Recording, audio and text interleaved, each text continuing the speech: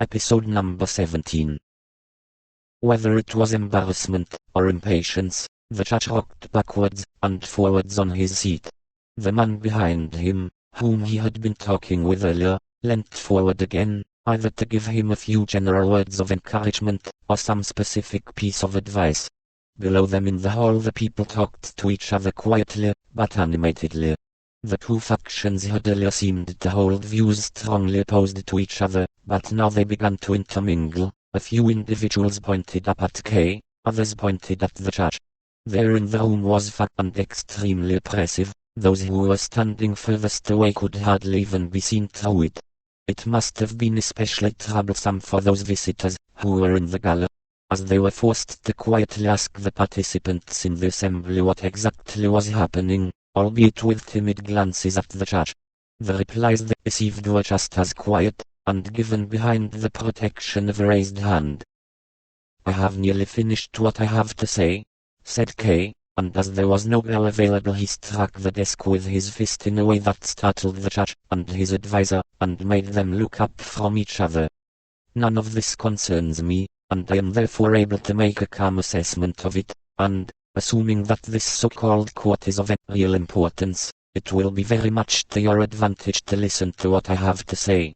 If you want to discuss what I say, please don't bother to write it down until later on. I don't have any time to waste, and I'll soon be leaving." There was immediate silence, which showed how well Kay was in control of the crowd. There were no shouts among them as there had been at the start, no one even applauded, but if they weren't already persuaded they seemed very close to it. Kay was pleased at the tension among all the people there as they listened to him. A rustling rose from the silence, which was more invigorating than the most ecstatic applause could have been. "There is no doubt," he said quietly, "that there is some enormous organization determining what is said by this court. In my case this includes my arrest, and the examination taking place here today, an organization that employs policemen, who can be bribed, office supervisors, and judges of whom nothing better can be said than that they are not as arrogant as some others. This organization even maintains a high-level judiciary along with its train of countless servants, scribes, policemen and all the other assistants that it needs, perhaps even executioners, and torturers. I'm not afraid of using those words. And what, gentlemen, is the purpose of this enormous organization? Its purpose is to arrest innocent people, and wage pointless prosecutions against them which, as in my case, lead to no result.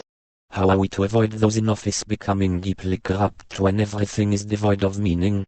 That is impossible. Not even the highest judge would be able to achieve that for himself. That is why policemen try to steal the clothes off the back of those they arrest. That is why supervisors break into the homes of people they do not know. That is why innocent people are humiliated in front of crowds rather than being given a proper trial. The policemen only talked about the warehouses, where they put the property of those they arrest. I would like to see these warehouses, where the hard-won possessions of people under arrest is left to decay. If, that is, it's not stolen by the thieving hands of the warehouse workers.